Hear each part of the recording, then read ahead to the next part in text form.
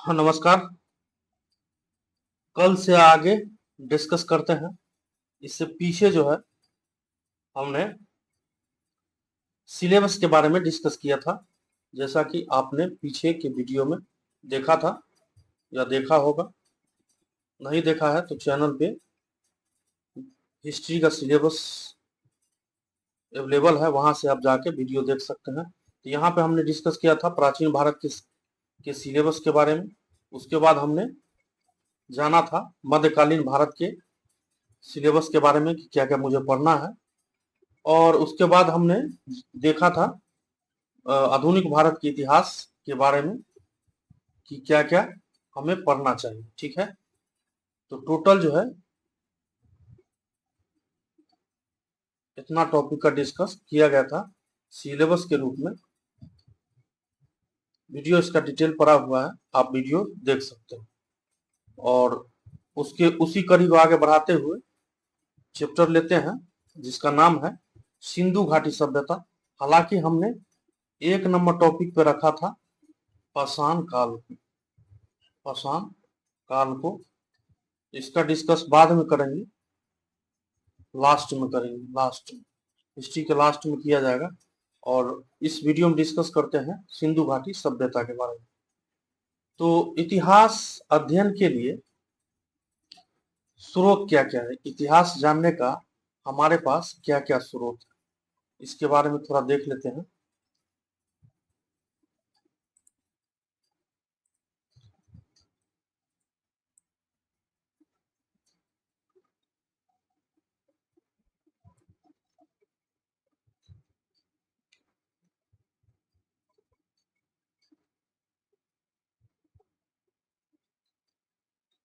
देखिए, इतिहास का क्या मतलब होता है। इतिहास का मतलब होता है एक प्रकार से कहानी बोल सकते हैं। इतिहास का क्या मतलब है, एक प्रकार से कहानी। इतिहास जो प्रूव है, जो सत्यापित है,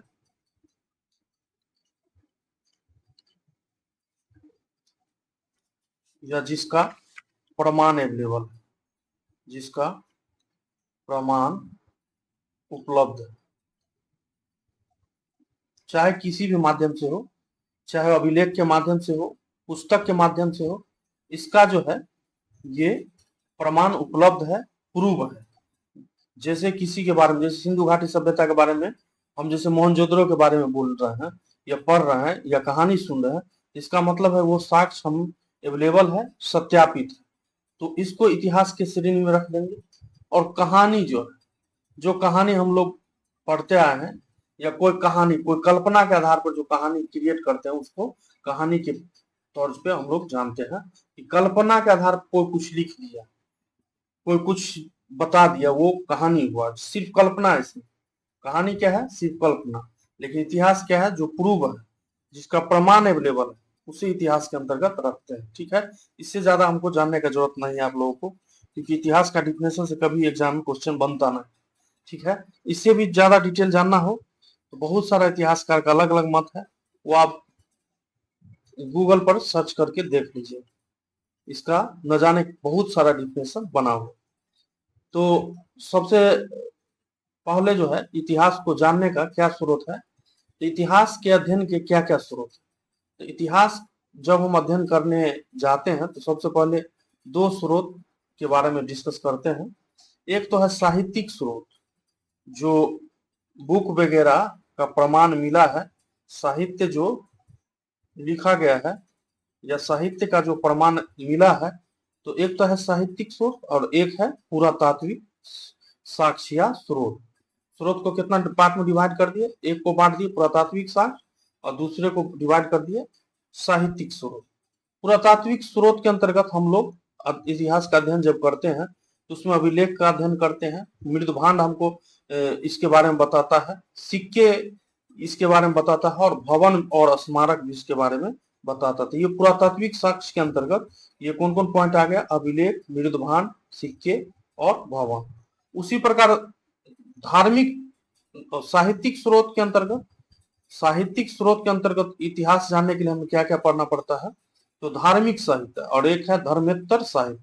मतलब धार्मिक साहित्य मतलब धर्म से संबंधित, धर्मेत्तर मतलब धर्म से इतर, धर्म से अलग।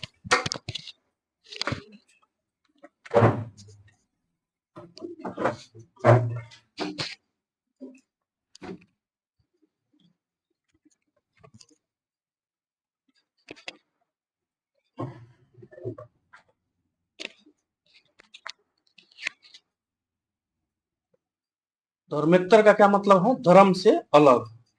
ठीक है, तो धार्मिक साहित्य के अंदर, साहित्यिक स्रोत के अंतर्गत हम लोग धार्मिक साहित्य के अंतर्गत क्या पढ़ते हैं, ब्राह्मण साहित्य, बौद्ध साहित्य, जैन साहित्य, ये सब से इतिहास जानने का मौका हमें मिलता है। इस सब टॉपिक का बारी बारी से डिटेल में डिस्कस करेंगे, धीरे धीरे टॉपिक डिस्कस होता रहेगा। और ये सब पॉइंट, अभिलेख क्या है, मृद भांड क्या है, सिक्का क्या है, भवन स्मारक, ये सब आपको देखने को मिलेगा। ब्राह्मण साहित्य क्या है, बौद्ध साहित्य क्या है, ये सब आप आने वाले समय में चैप्टर वाइज आपको देखने को मिलेगा। धर्मेत्तर साहित्य में देसी साहित्य पढ़ते हैं और विदेशी साहित्य का हम लोग अध्ययन करते हैं। तो इन सभी के आधार पर हम लोग जो है इतिहास के अध्ययन करते हैं, और उसके अनुसार हम लोग अपना, या इतिहासकार जो है अपना बुक जो है लिखते हैं। आगे देखते हैं। देखिए इतिहास जो है, इतिहास को हम लोग 3 पार्ट में बांट देते हैं। टॉपिक यहाँ से स्टार्ट ही है, सिंधु घाटी सभ्यता। और पहला पॉइंट है इतिहास के अध्ययन, इतिहास के अध्ययन के स्रोत। क्या क्या स्रोत था, पुरातात्विक और साहित्यिक।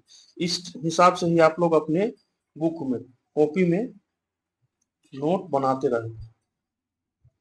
ठीक है, इसका सिलेबस का डिस्कस पहले भी वीडियो में किया जा चुका है। इतिहास को हम लोग 3 पार्ट में बांटते हैं। एक बोलते हैं प्रागैतिहासिक, और दूसरा में आ जाता है आद ऐतिहासिक, आद ऐतिहासिक काल, ऐतिहासिक काल। और उसके बाद इसमें आता है इतिहास, ऐतिहासिक काल। देखिए यहाँ पे एक पॉइंट का डिस्कशन है, यहाँ पर आप लोग देख लीजिए। प्रागैतिहासिक का मतलब, इसके अंतर्गत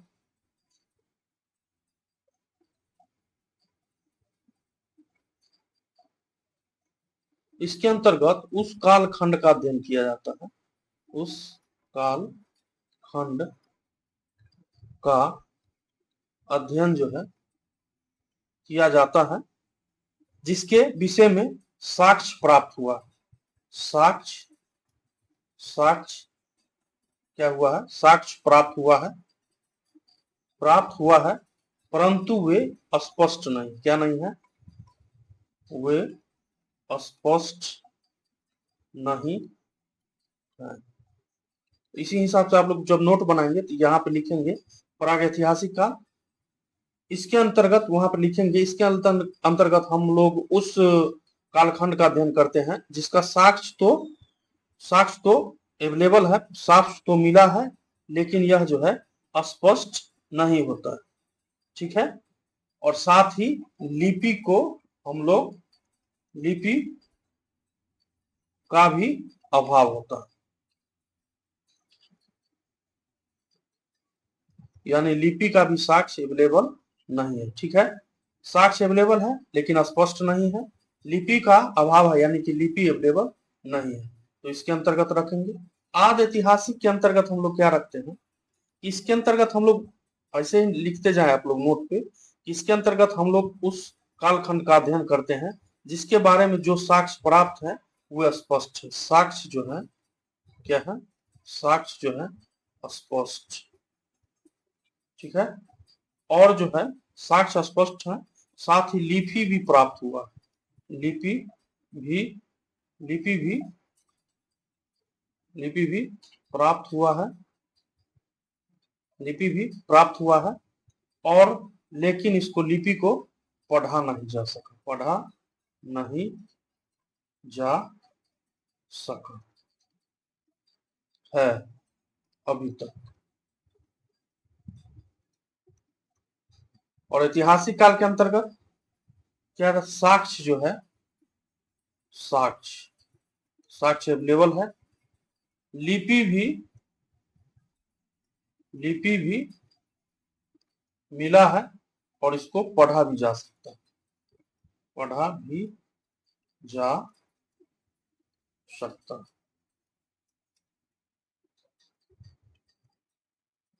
ठीक है, इसके अंतर्गत आद ऐतिहासिक के अंतर्गत क्वेश्चन भी एग्जाम में बनता है कि आद ऐतिहासिक के अंतर्गत हम लोग सिंधु घाटी सभ्यता पढ़ते हैं, सिंधु घाटी सभ्यता का अध्ययन करते हैं।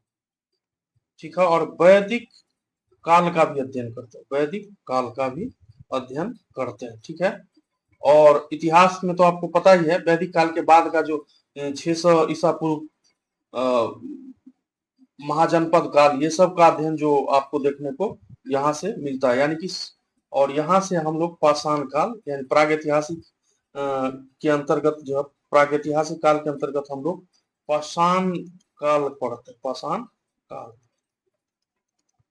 इस टॉपिक को यहाँ पे फिर से एक बार डिस्कस करते हैं, फिर से एक बार देख लीजिए आप लोग। इतिहास को हम क्या किए, 3 पार्ट में बांट दिए, एक को प्रागैतिहासिक काल बोले, एक को आद ऐतिहासिक,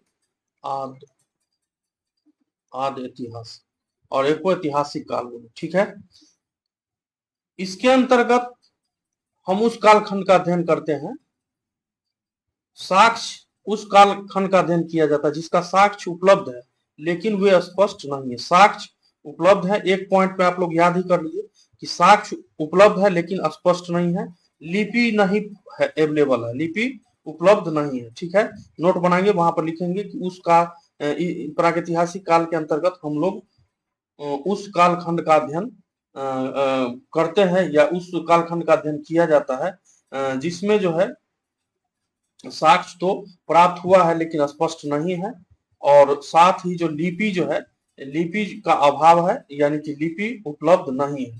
तो और इसके अंतर्गत एग्जाम्पल में है पाषाण काल हम लोग पढ़ते हैं। ठीक है, उसके बाद इसके आद ऐतिहासिक काल में हम लोग क्या, यहाँ पे क्या नोट बनाएंगे आप लोग कि साक्ष्य तो स्पष्ट है, साक्ष्य तो स्पष्ट है, लिपि भी प्राप्त हुआ है लेकिन लिपि को अभी तक पढ़ा नहीं जा सका है, तो अभी तक पढ़ा नहीं जा सकता है। तो इसके अंतर्गत हम लोग सिंधु घाटी सभ्यता और वैदिक काल को रखते हैं। और ऐतिहासिक काल में क्या है कि साक्ष्य भी उपलब्ध है, लिपि भी उपलब्ध है और पढ़ा भी जा सकता है, तो इसके अंतर्गत हम लोग ऐतिहासिक काल के अंतर्गत रखते हैं। ठीक है, तो कुछ इंपोर्टेंट यहाँ से पॉइंट रहा। और पीछे देखिए, और यहाँ आप डिस्कस करने जा रहे हैं अभिलेख क्या होता है, मृदभांड क्या है, सिक्का क्या है, भवन क्या है। ठीक है, सबसे पहले पुरातात्विक साक्ष्य का देखते हैं, उसके बाद जो है साहित्यिक स्रोत का चर्चा करेंगे।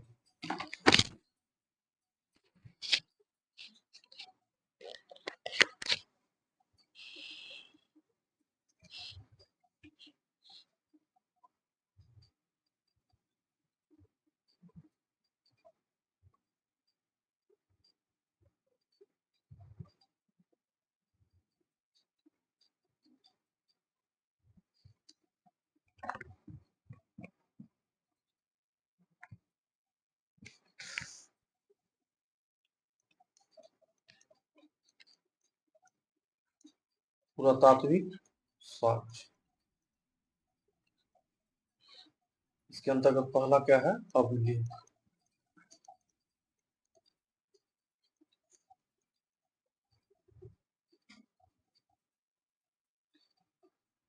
देखिए, इतिहास के अध्ययन में अभिलेखीय साक्ष्य जो है, अभिलेखीय साक्ष्य जो है एक महत्वपूर्ण भूमिका निभाता है। यह लिखित साक्ष्य जो है, लिखित साक्ष्य जो है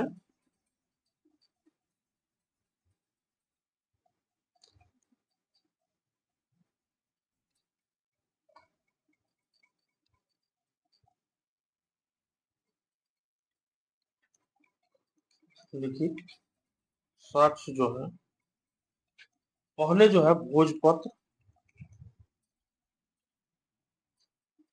तालपत्र, ताम्रपत्र,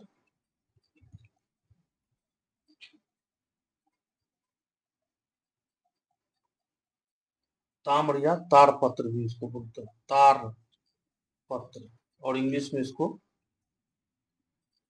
पाम ट्री बोलते हैं।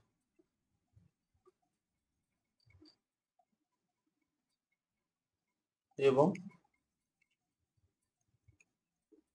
शिलाओं, शिलाओं को हम लोग क्या बोलते हैं, स्टोन।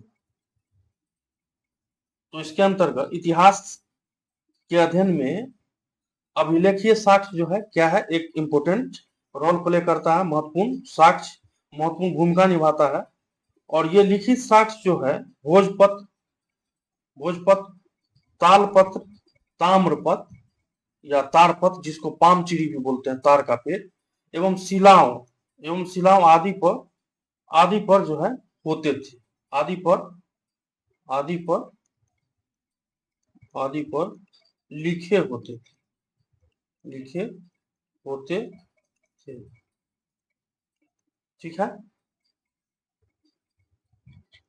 अभिलेख के अंतर्गत क्या क्या आ गया, भोजपत्र आ गया, तालपत्र आ गया, ताम्रपत्र या तारपत्र, शिलाओं, और ये जो आदि पर लिखे होते थे उसका भी साक्ष्य देखने को मिला है। ठीक है, जैसे कि आगे टॉपिक में डिस्कस किया जाएगा कि मौर्यकालीन इतिहास की जानकारी के अंतर्गत अशोक के अभिलेख जो है महत्वपूर्ण माने जाते हैं। जैसे कि मौर्यकालीन इतिहास की जानकारी के लिए अशोक का अभिलेख जो है महत्वपूर्ण, अशोक का अभिलेख जो है महत्वपूर्ण। ठीक है, अब इसका डिस्कस कहाँ किया जाएगा, ये आपको मौर्य काल जब डिस्कस किया जाएगा वहां पे आपको ये अभिलेख का डिटेल में डिस्कस किया जाएगा। मौर्य काल के इतिहास को जानने का जो स्रोत है ये अशोक के अभिलेख से यहाँ पे इम्पोर्टेंट रोल जो है निभाएगा। तो इस अभिलेख का डिस्कस कहाँ किया जाएगा, मौर्यकालीन इतिहास में। ठीक है, देखिए गुप्तकालीन अभिलेख के आगे देखते हैं।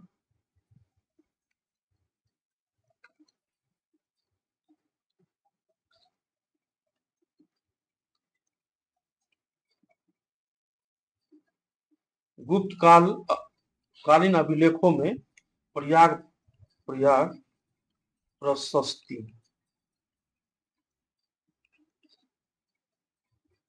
प्रशस्ति समुद्र गुप्त के बारे में महत्वपूर्ण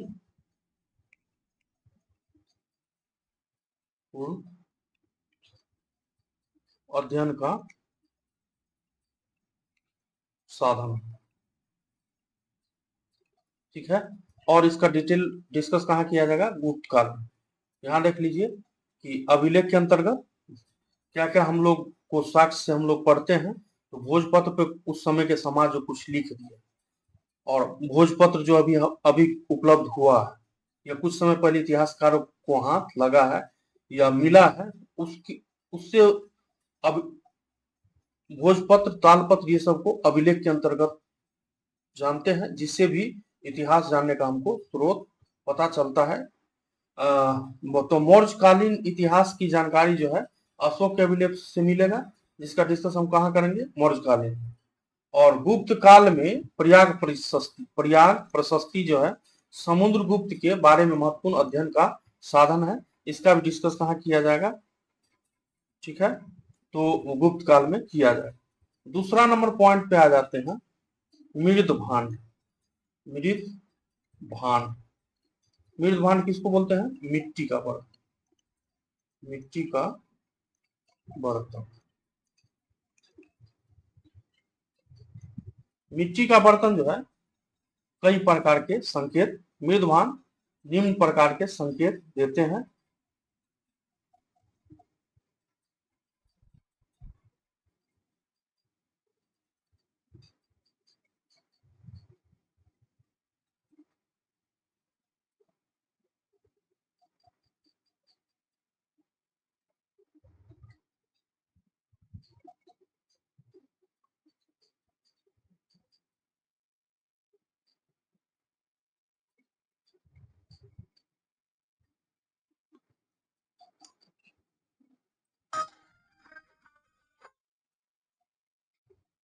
एक मिनट।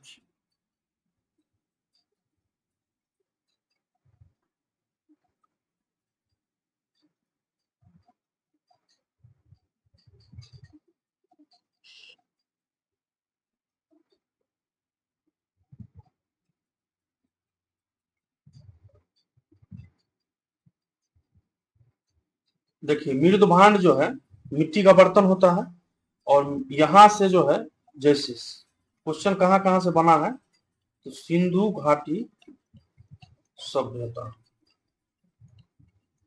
सिंधु घाटी सभ्यता,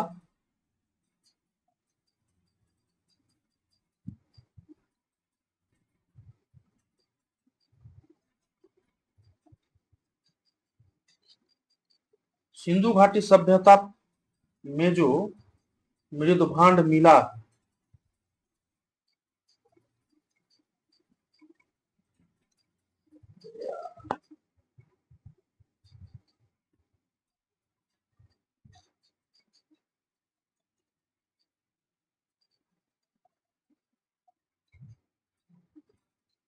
तो बन रहा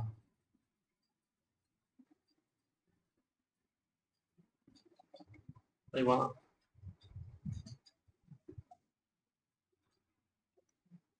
सिंधु घाटी सभ्यता के अंतर्गत जो मृद भांड मिला है, वो पहला लाल रंग का मृद भांड है, लाल रंग का मृद भांड है। देखिए लाल रंग का मृद भांड है, इस पर जो है काले रंग की पेंटिंग किया हुआ, काले रंग की पेंटिंग जो है, पेंटिंग किया हुआ है। उसके बाद क्या विशेषता और है, सतह जो है चिकनी है, सतह जो है चिकनी चिकनी है। और उसके बाद एक और विशेषता है, कुछ चित्र भी बने हुए, कुछ चित्र भी बने हुए,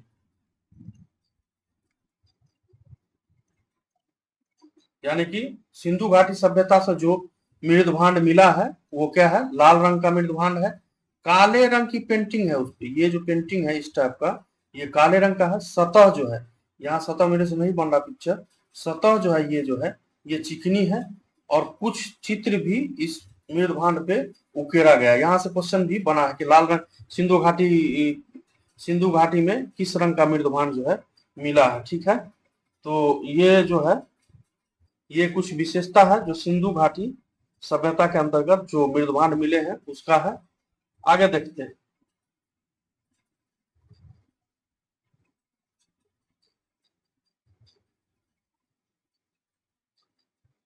दूसरा एक मेथड मिला है जिसको हम लोग बोलते हैं गैरिक गैरिक मृद भांड, गैरिक मृद भांड।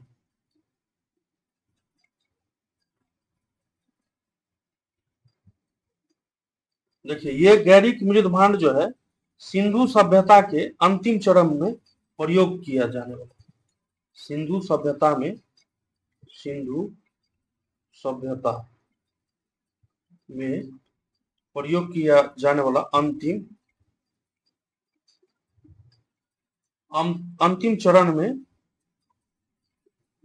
प्रयोग होता था, इसका गैरिक मृद भांड का प्रयोग होता था। और वैदिक काल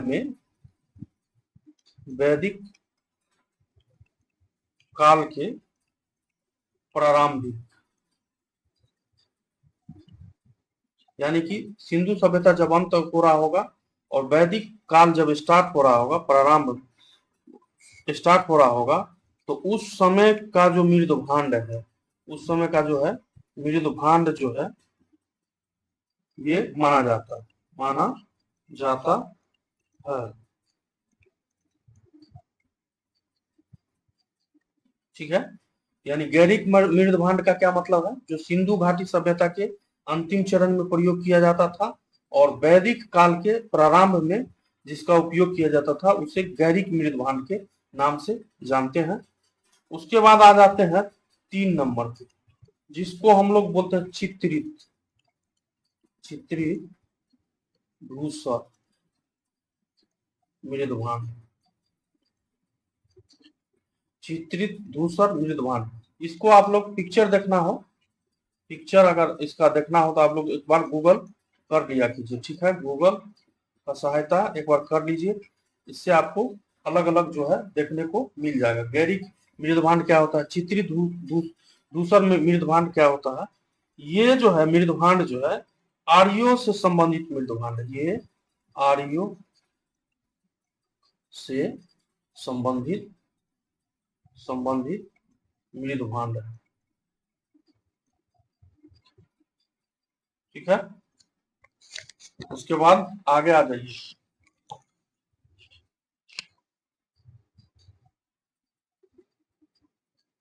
4 नंबर पे आ जाइए। काले लाल मृदभांड।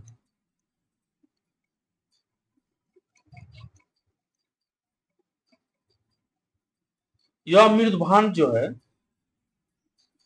यह जो है अनार्य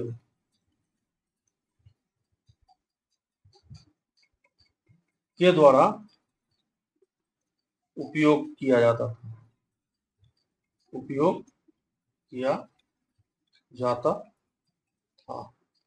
यानी कि पीछे हमने क्या डिस्कस किया, चित्रित धूसर मृदभांड का उपयोग कौन करता था, आर्यों के द्वारा उपयोग में लाया जाता था।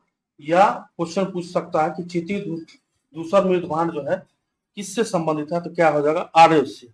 और उसके बाद जो काले लाल मृदभांड जो है ये अनार्य से, आर्य के इतर, आर्य से इतर, अनार्यों के द्वारा जो है उपयोग किया जाने वाला जो है मृदभांड है काले लाल मृदभांड, ठीक है। क्वेश्चन पूछता है, ठीक है। 5 पे आ जाइए। उत्तरी काले पालिशदार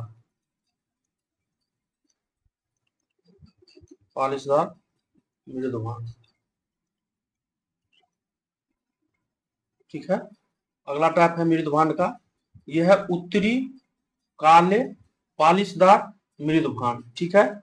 यह जो है 600 ईसा पूर्व, 600 ईसा पूर्व जो है, पूर्व, कहीं कहीं आपको 500 ईसा पूर्व भी देखने को मिल जाएगा, कोई कोई बुक लिखता है। तो 600 ईसा पूर्व के आसपास आसपास जो है, आसपास मगध साम्राज्य में इसका उपयोग किया जाता था।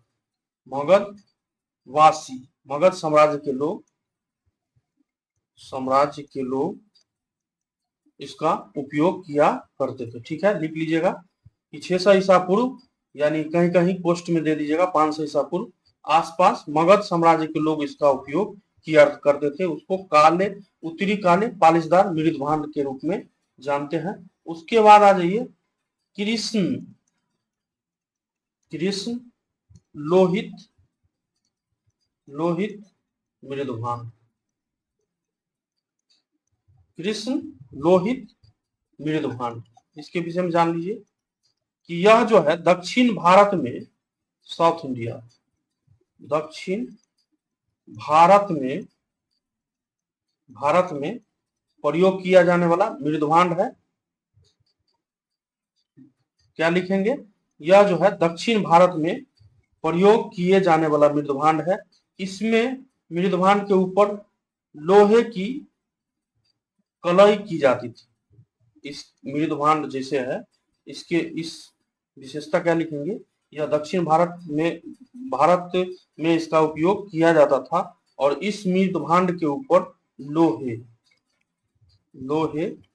की कलई, जो हम बोल रहे हैं उसको बोलते समय आप लोग कॉपी पे लिख लिया कीजिए, इतना लिखना संभव नहीं है।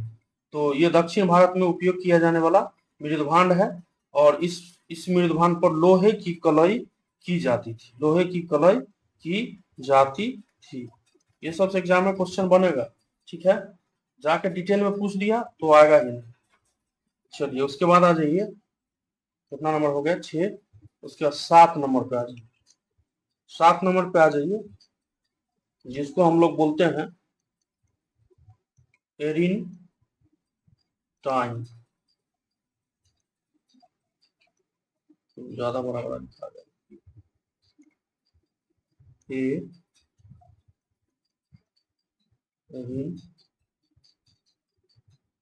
Time, time मृदुभान। ठीक है, यह जो है अफगानिस्तान के क्षेत्र में प्रयोग किया जाने वाला मृदुभान है। यह जो है मृदुभान जो है अफगानिस्तान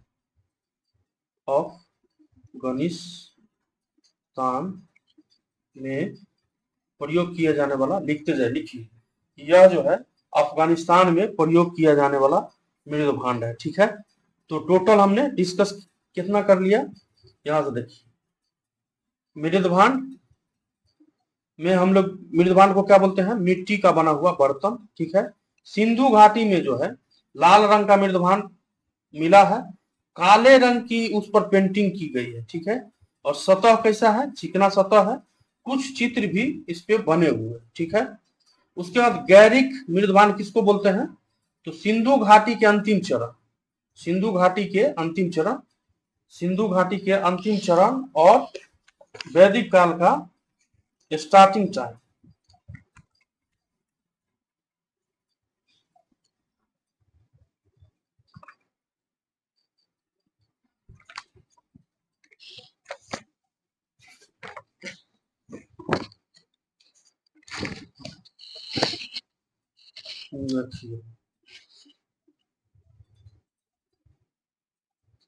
सिंधु घाटी का टाइम पीरियड हम लोग क्या मानते हैं, 2300, आगे डिस्कस करेंगे इसका, 2350 ईसा पूर्व से लेके 1750 ईसा ईसा पूर्व तक। ठीक है, तो 1750 से लेके 2350 से लेके 1750 ईसा पूर्व मानते हैं।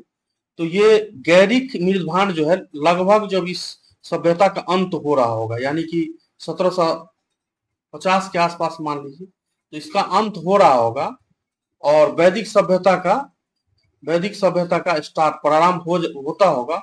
उस समय में जो है यहाँ के लोग जो उपयोग करते थे उसको गैरिक मृदुभांड के नाम से जानते हैं। पिक्चर आपको गूगल पे अवेलेबल है, वहां से आप देख लीजिए। उसे कोशिश करते हैं कि हम यहाँ बताने का कोशिश करेंगे। और उसके बाद आता है चित्रित धूसर मृदुभांड। क्या होता है चित्रित धूसर मृदुभांड, यह आर्यों के द्वारा उपयोग किए जाने वाला मृदुभांड है। एक पॉइंट में समझ जाइए और नोट बना लीजिए कि यह आर्यों से संबंधित मृदुभांड है। आर्यों के द्वारा उपयोग किए जाने वाला मृदुभांड को चित्रित धूसर मृदुभांड के नाम से जानते हैं। चलिए आगे आ जाइए। काले लाल मृदुभांड, यह अनार्य यानी आर्य, जो लोग आर्य नहीं थे, ऐसे समझिए कि जो लोग आर्य नहीं थे उनके द्वारा जो उपयोग किया जाने वाला मृदुभांड है उसको काले लाल मृदुभांड के नाम से जानते हैं। उसके बाद आते हैं उत्तरी काले पालिशदार मृदुभांड। उत्तरी काले पालिशदार मृदुभांड, लिखे, इस पे लिखेंगे आप लोग जैसे कि यह जो है 600 ईसा पूर्व, कहीं कहीं 500 ईसा पूर्व दिया हुआ है, कि आसपास ईसा पूर्व के आसपास मगध साम्राज्य के लोग जो है इसका उपयोग किया करते थे। ठीक है, और कृष्ण लोहित मृदुभांड क्या हो जाएगा, दक्षिण भारत में, दक्षिण भारत के लोग जो है इसका उपयोग, इस मृदुभांड का उपयोग किया करते थे। और इस मृदुभांड पर लोहे की कलई की जाती थी। क्वेश्चन बन जाएगा कि लोहे की कलई किस मृदुभांड पर किया जाता, 4 ऑप्शन दे दिया, आप कंफ्यूज हो जाएंगे। ठीक है, और उसके बाद आ जाइए, एक और मृदुभांड है जिसको एरियन एरियन चाइन मृदुभांड बोलते हैं। एरिन एरिनटाइन मृदुभांड, यह जो है अफगानिस्तान के आसपास के लोग उपयोग किया करते थे। तो ये जो है कुल मिलाकर जो है 7 टाइप का हमने मृदुभांड के विषय में डिस्कस किया। ठीक है,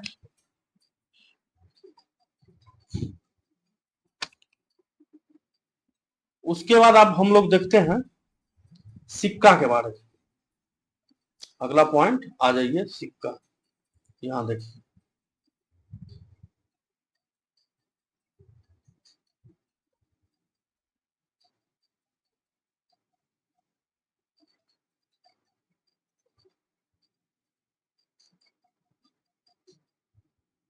देखिए यहाँ डिस्कस हमने कर लिया पुरातात्विक साक्ष्य के अंतर्गत।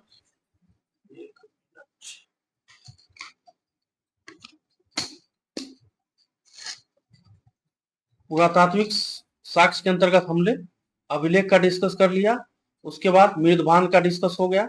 अब हम डिस्कस यहाँ से कर रहे हैं सिक्के का। चलिए आगे आते हैं।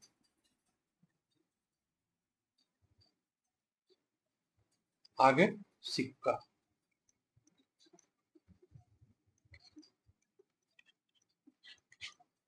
ठीक है। यहां से भी एग्जाम में बहुत सारा क्वेश्चन बना।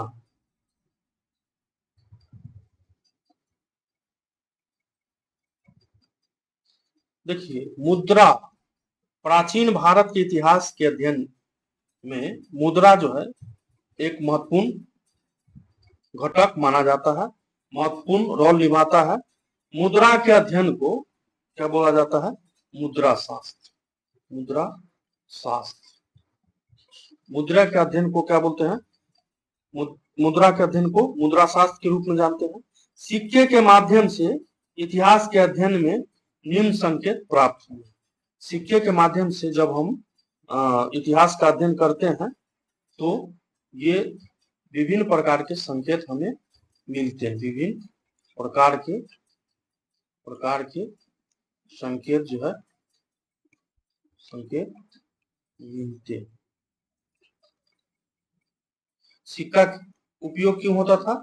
सिक्का जो है लेन देन का साधन था, ठीक है, लेन देन का साधन था। और सिक्के के अध्ययन को यानी कि मुद्राओं के अध्ययन को क्या बोलते हैं? मुद्रा शास्त्र। सिक्का के अध्ययन करके भी प्राचीन काल में बहुत सारा जो साम्राज्य के लोग जो सिक्का चलाते थे, वो सिक्का जो अभी टाइम में मिला है, तो उस अध्ययन से भी हमें इतिहास जानने का मौका मिलता है, इतिहास समझने का मौका मिलता है। तो उसी प्रकार जो हम पुरातात्विक साक्ष्य का डिस्कस कर रहे थे, तो हमने पहले डिस्कस किया अभिलेख, फिर डिस्कस किया हमने मृदभान, और अब सिक्का का डिस्कस करते हैं। तो सिक्का जो है प्राचीन कालीन इतिहास के अध्ययन में मुद्राओं का उपयोग जो है महत्वपूर्ण माना जाता है। मुद्राओं के अध्ययन को क्या बोलते हैं? मुद्रा शास्त्र। इसी हिसाब से नोट बनाएंगे। और सिक्कों के माध्यम से इतिहास को अध्ययन करने में निम्न प्रकार के संकेत जो है पता चलता है। क्या क्या पता चलता है? सबसे पहले सिक्का के अध्ययन से तो वस्तु विनिमय जो है प्रणाली, वस्तु विनिमय प्रणाली के स्थान पे हम लोग मौद्रिक मूल्य का विस्तार, मौद्रिक मूल्य का विस्तार, ठीक है। वस्तु विनिमय का प्रणाली का मतलब है जैसे कि कोई ये लोग, ये मान लीजिए इसको, और कोई बी है, ठीक है, बी। अब मान के चलिए इसको इससे कुछ लेना है, जैसे कपड़ा लेना, ठीक है। तो ये जो है ए बी को कपड़ा दे दिया, और बी जो है इसके बदले जो है ए जो है ए को बी से क्या लेना है? कपड़ा। तो बी ने ए को कपड़ा दे दिया, तो ए ने बी को क्या दे दिया? उसके बदले जैसे कि मान के चलिए गेहूं दे दिया, कुछ अलग सामान दे दिया, चावल दे दिया। ये सब एक दूसरे जो लेता था अभी भी समाज में विद्यमान है, इसको वस्तु विनिमय प्रणाली बोलते हैं। तो वस्तु विनिमय प्रणाली के स्थान पर मौद्रिक मूल्य का विस्तार होना एक महत्वपूर्ण संकेत है। और उसके बाद देखिए दूसरा है सिक्का के अध्ययन से केंद्रीयकृत शासन का, केंद्रीयकृत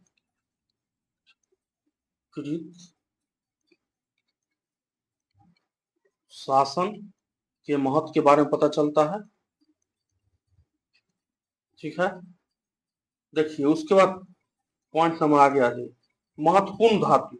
जैसे कुछ महत्वपूर्ण धातु है, जैसे सोना, चांदी, तांबा। सोना चांदी और तांबा से बने जो सिक्के होते थे, सिक्के से बने जो सिक्के होते थे, उससे आर्थिक समृद्धि के बारे में भी पता चलता है। समृद्धि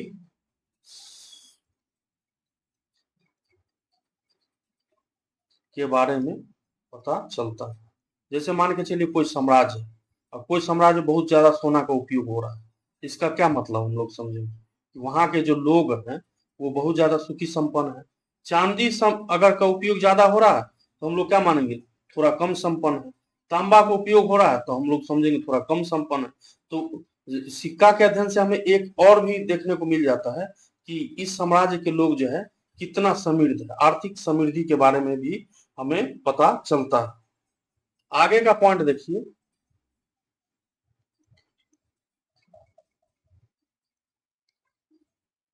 सिक्कों में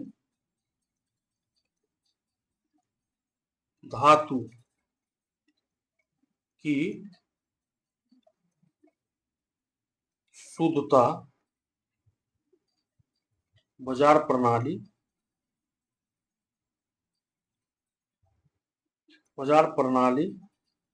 के नियमन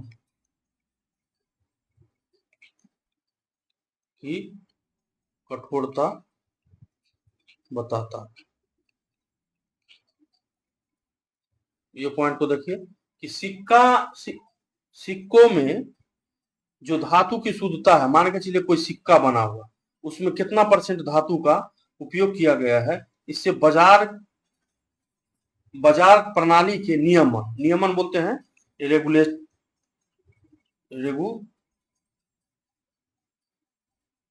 रेगुलेटर, तो नियमन की कठोरता का भी पता चलता है। ठीक है,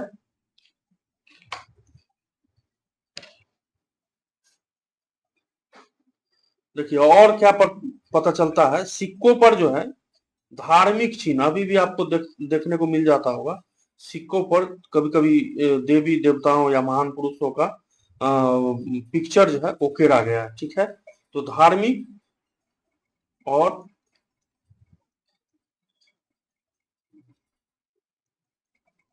सांस्कृतिक मान्यताओं,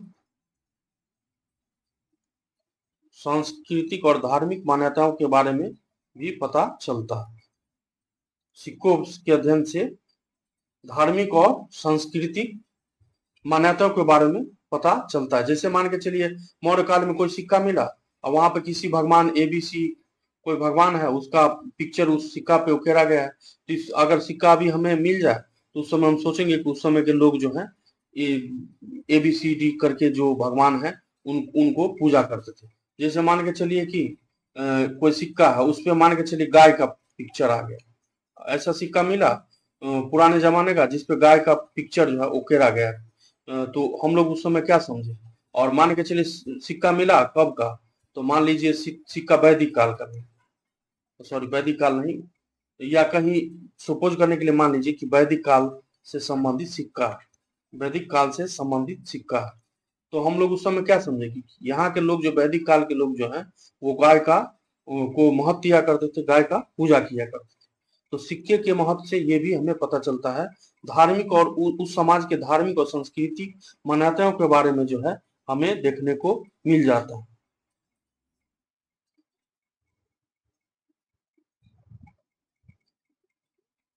अगला पॉइंट है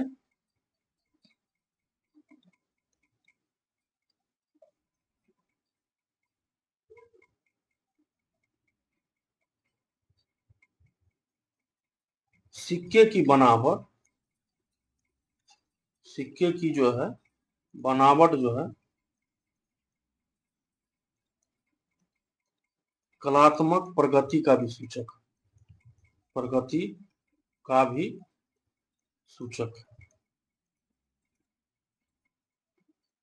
जैसे हम लोग अभी बिल्डिंग बनाते हैं तो क्या बोलते हैं, आर्किटेक्चर बहुत अच्छा है, बहुत अच्छा मिस्त्री है, तो उस समय जो सिक्का का बनावट है उससे उस समय के जो लोग थे उसके कलात्मक प्रगति में कितना उनके अंदर कला था उसका भी एक प्रकार का सूचक जो है, एक प्रकार का प्रमाण जो है सिक्का के माध्यम से हमें देखने को मिल जाता है। ठीक है, आगे देख लीजिए,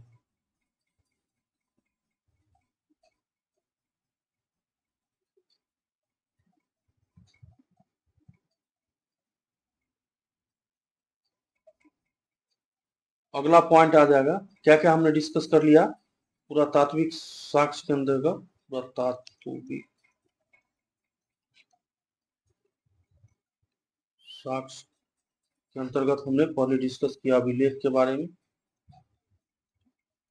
अभिलेख।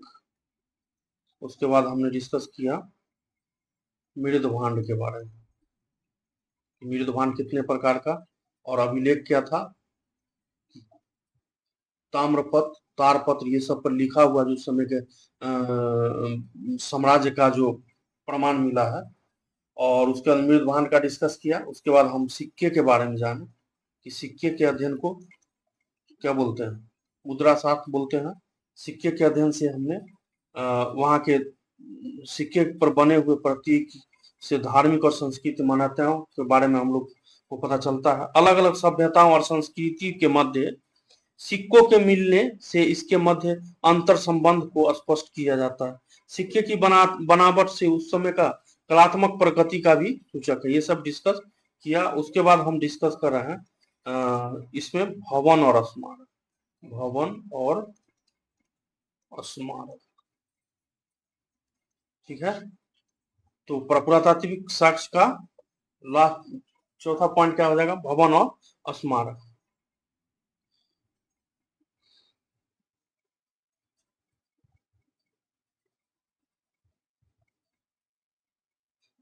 देखिए विभिन्न, इसमें लिखेंगे नोट में, विभिन्न काल खंड में, विभिन्न काल खंड में शासकों के द्वारा, मतलब विभिन्न काल खंड में उस समय के शासकों के द्वारा जो है महत्वपूर्ण जो है महत्वपूर्ण भवन, स्मारक, स्थापत्य,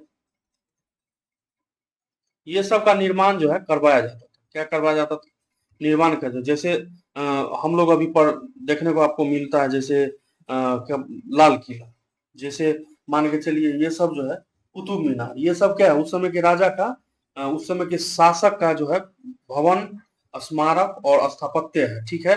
तो इससे भी हमें इतिहास जानने और समझने का मौका मिलता है, ठीक है। तो यही कहा गया है कि उस समय जो है विभिन्न कालखंडों के शासकों के द्वारा जो भवन का निर्माण करवाया गया, स्मारक बनवाए गए, स्थापत्य का निर्माण करवाया गया, तो उस, यहां से लिखिए, यहां से आगे, उस काल की वस्तु के कलात्मक एवं उसकी तकनीकी विशेषता को दर्शाता है, उसकी तकनीकी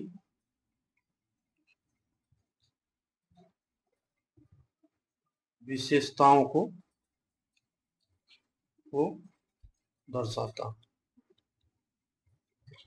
ठीक है। अभी तक हम सिंधु घाटी स्टार्ट कर चुके हैं, लेकिन सिंधु घाटी मूल रूप से अभी टॉपिक स्टार्ट नहीं हुआ, ठीक है। अभी पुरातात्विक साक्ष्य के बारे में ही जानते हैं कि अभिलेख क्या है, मृदभांड क्या है, सिक्का क्या है, भवन और स्मारक क्या है। भवन क्या था, विभिन्न कालखंड में, यहाँ पर अगर आप नोट बनाना होगा तो आप लोग लिखेंगे कि विभिन्न कालखंड में शासकों के द्वारा महत्वपूर्ण भवन, स्मारक, स्थापत्य का निर्माण कराया गया है, जो उस काल की, उस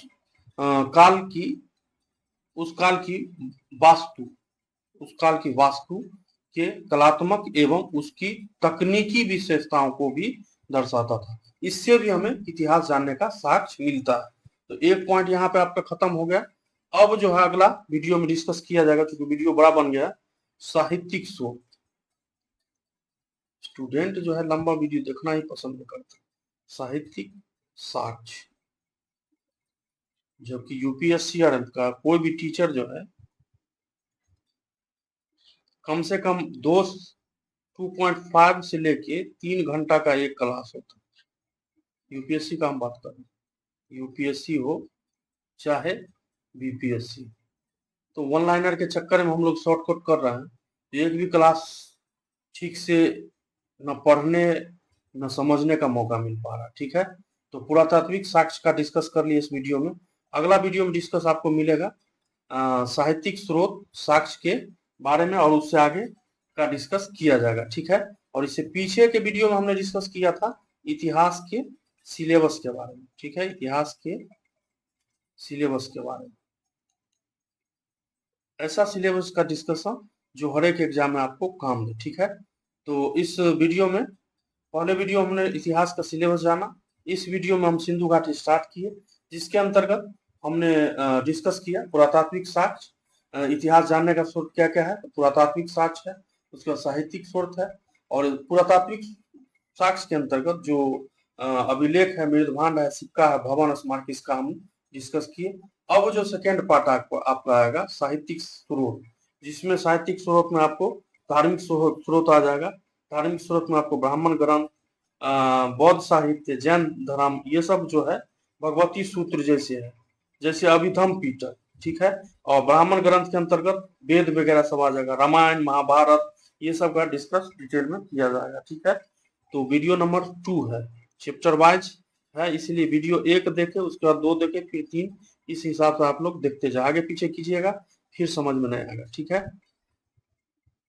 तो मिलते हैं इसके सेकेंड पार्ट में, सेकेंड वीडियो में। और वीडियो पसंद आता तो प्लीज वीडियो को जरूर लाइक कीजिए, चैनल पर नए हैं तो चैनल को जरूर सब्सक्राइब कर लीजिए, ठीक है। तो मिलते हैं इसके सेकेंड वीडियो में, तब तक के लिए नमस्कार।